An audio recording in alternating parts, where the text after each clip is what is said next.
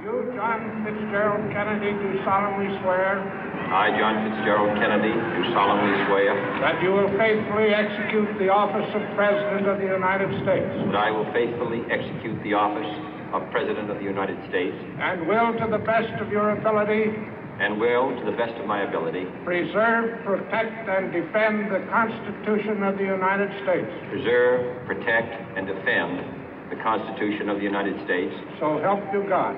So help me God.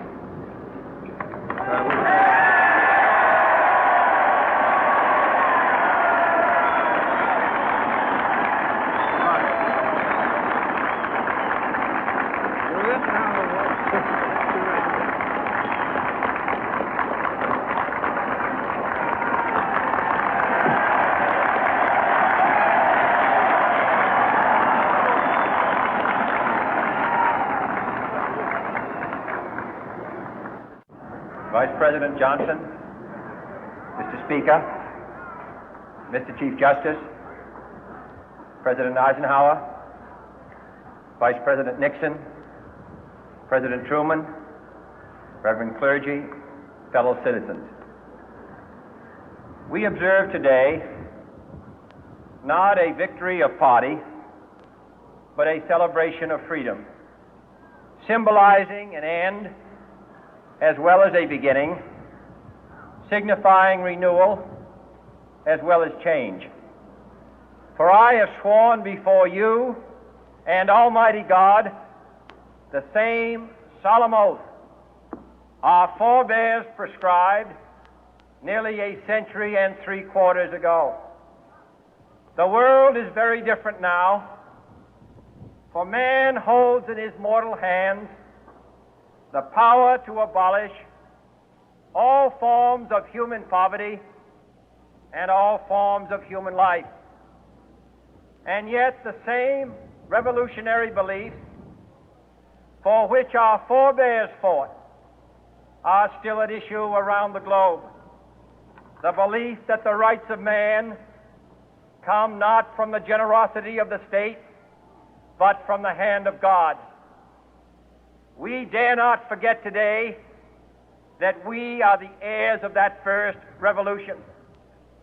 Let the word go forth from this time and place to friend and foe alike that the torch has been passed to a new generation of Americans born in this century, tempered by war, disciplined by a hard and bitter peace, proud of our ancient heritage, and unwilling to witness or permit the slow undoing of those human rights to which this nation has always been committed and to which we are committed today at home and around the world.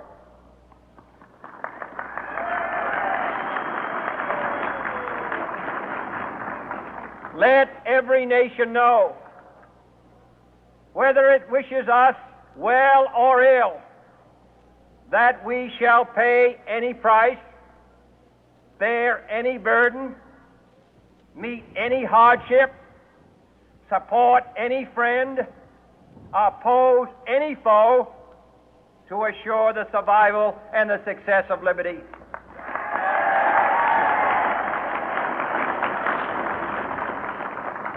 This much we pledge and more. To those old allies whose cultural and spiritual origins we share, we pledge the loyalty of faithful friends. United, there is little we cannot do in a host of cooperative ventures. Divided, there is little we can do, for we dare not meet a powerful challenge at odds and split asunder. To those new states whom we welcome to the ranks of the free, we pledge our word that one form of colonial control shall not have passed away, merely to be replaced by a far more iron tyranny.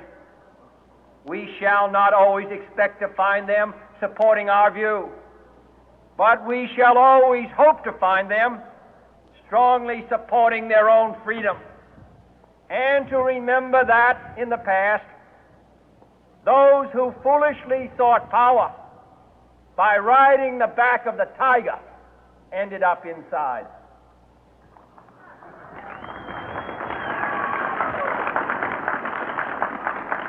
To those people in the huts and villages of half the globe struggling to break the bonds of mass misery, we pledge our best efforts to help them help themselves for whatever period is required, not because the communists may be doing it, not because we seek their votes, but because it is right. If a free society cannot help the many who are poor, it cannot save the few who are rich.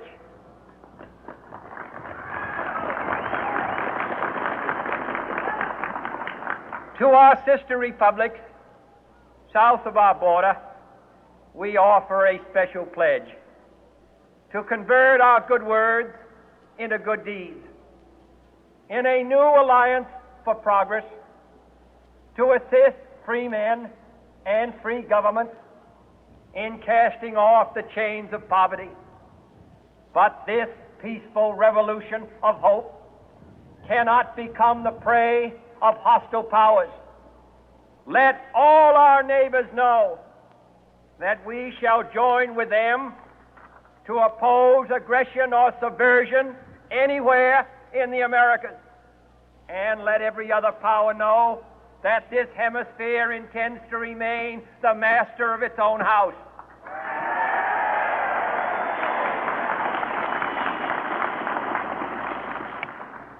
To that World Assembly of Sovereign States, the United Nations, our last best hope, in an age where the instruments of war have far outpaced the instruments of peace, we renew our pledge of support to prevent it from becoming merely a forum for invective, to strengthen its shield of the new and the weak, and to enlarge the area in which its writ may run.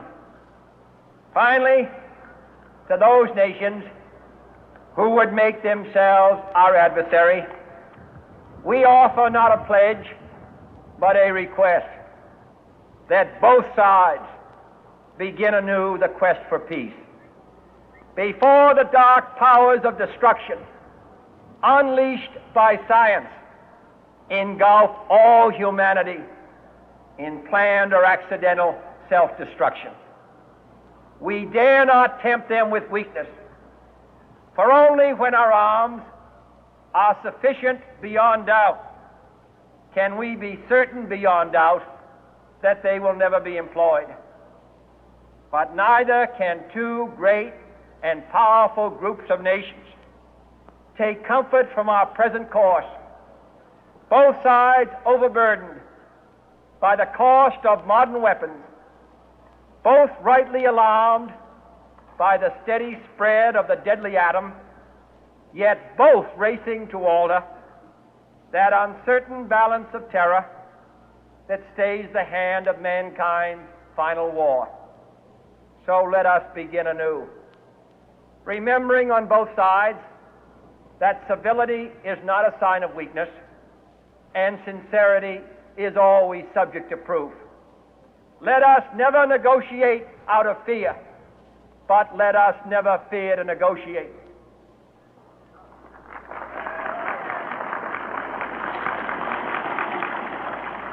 Let both sides explore what problems unite us, instead of belaboring those problems which divide us. Let both sides, for the first time, formulate serious and precise proposals for the inspection and control of arms, and bring the absolute power to destroy other nations under the absolute control of all nations.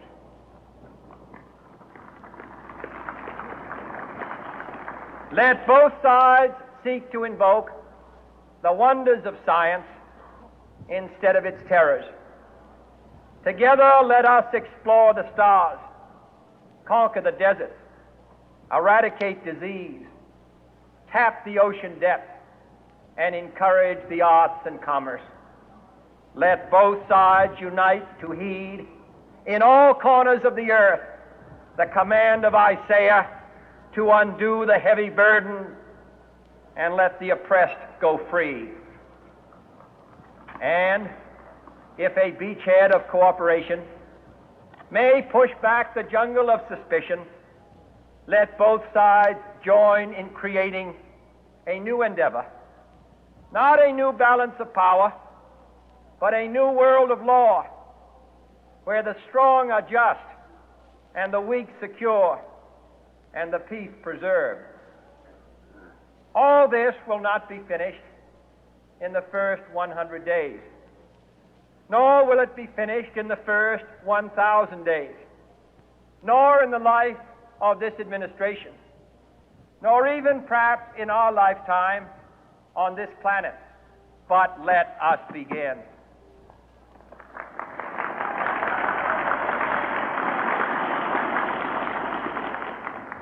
In your hands, my fellow citizens, more than mine, will rest the final success or failure of our course.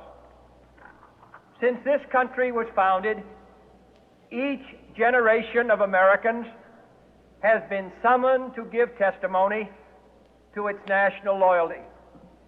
The graves of young Americans who answered the call to service surround the globe. Now the trumpet summons us again, not as a call to bear arms, though arms we need, not as a call to battle, though in battle we are, but a call to bear the burden of a long twilight struggle, year in and year out, rejoicing in hope, patient in tribulation, a struggle against the common enemies of man, tyranny, poverty, disease, and war itself. Can we forge against these enemies a grand and global alliance, north and south, east and west, that can assure a more fruitful life for all mankind? Will you join in that historic effort?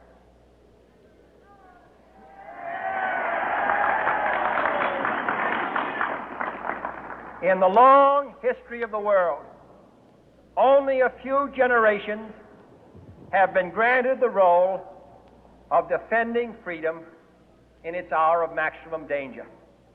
I do not shrink from this responsibility. I welcome it.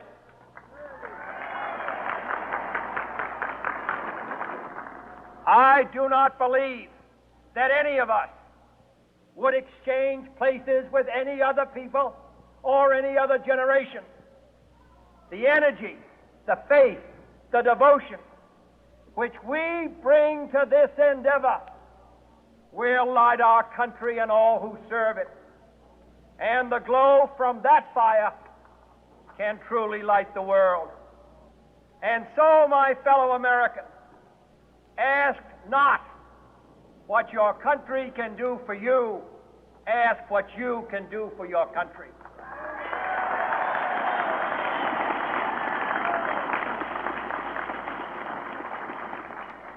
My fellow citizens of the world, ask not what America will do for you, but what together we can do for the freedom of man.